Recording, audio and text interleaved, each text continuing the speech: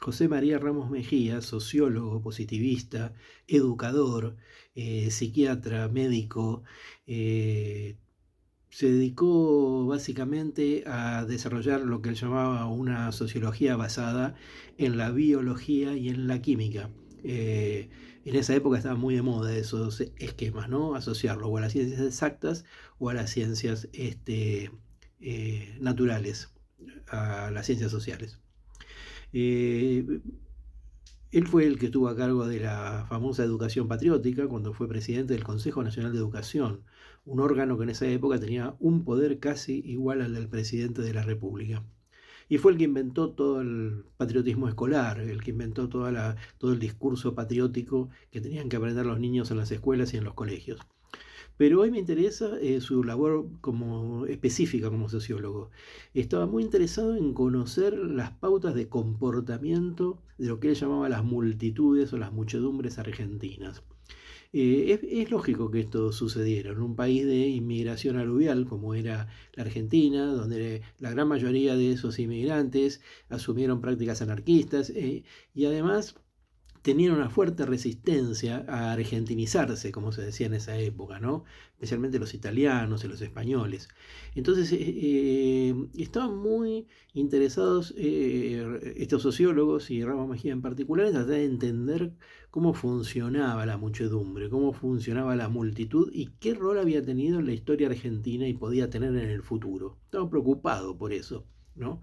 Entonces, por otra parte, y dentro de ese marco de preocupaciones, el libro que vamos a comentar, que es Las multitudes argentinas, publicado justamente en 1910, Ramos Mejía lo pensó como un prolegómeno, hoy diríamos como una precuela, de otro libro muy importante que él escribió sobre la vida de Juan Manuel de Rosas. Es decir, él consideraba que el fenómeno del rosismo estaba íntimamente ligado a cierta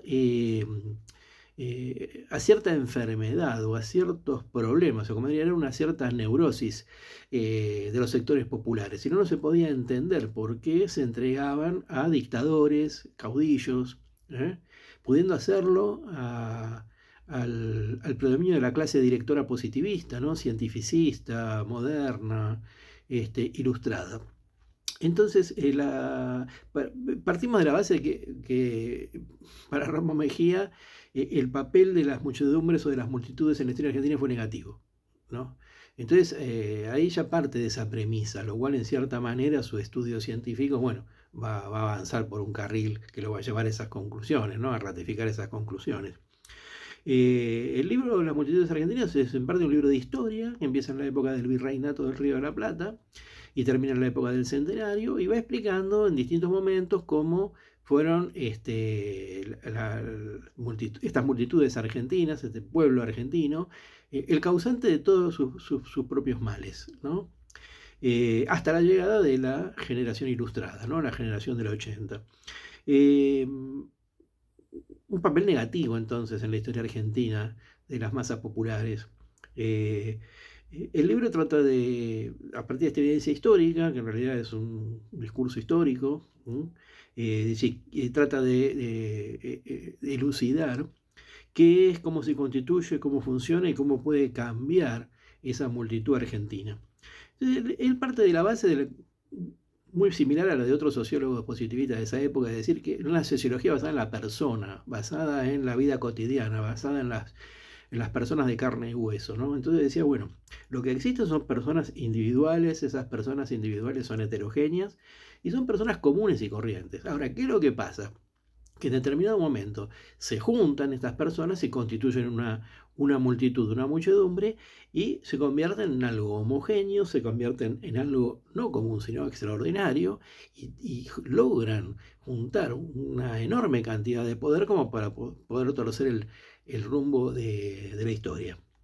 Entonces él dice que lo que hay que entender es que hay determinado tipo de personas que tienen características psicológicas que las llevan a tener impulsos primitivos, emociones violentas, neurosis y un exceso de lo que llama sensibilidad. Y entonces ese tipo de personas son las que constituyen esas multitudes. Ahora, ¿qué es lo que pasa? Eso, al combinarse en muchas personas, y al convocar a muchas personas, genera, digamos, una fuerza social.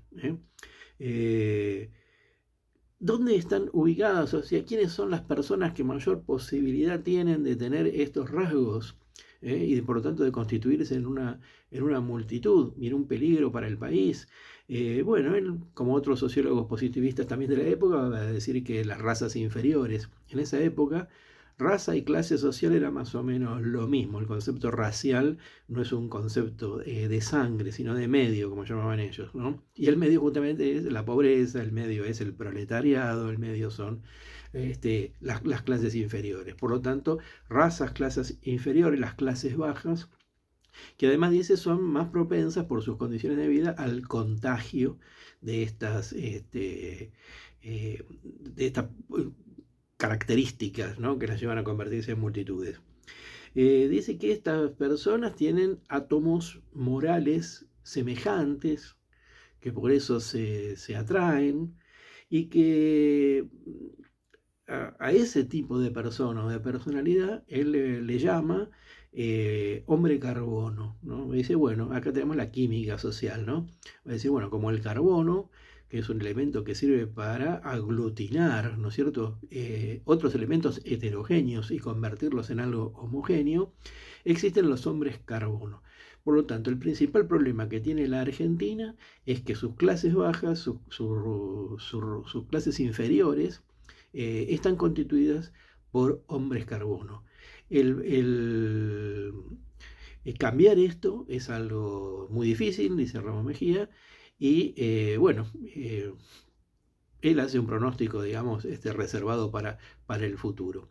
Y es interesante, ¿no? Porque Ramos Mejía murió antes de que llegara Irigoyen y el irigoyenismo al poder, que fue el primer movimiento de masas democrático, popular en la Argentina, y ni que hablar que no conoció al peronismo. Pero bueno, seguramente Ramos Mejía habría dicho, ¿vieron? Yo tenía razón.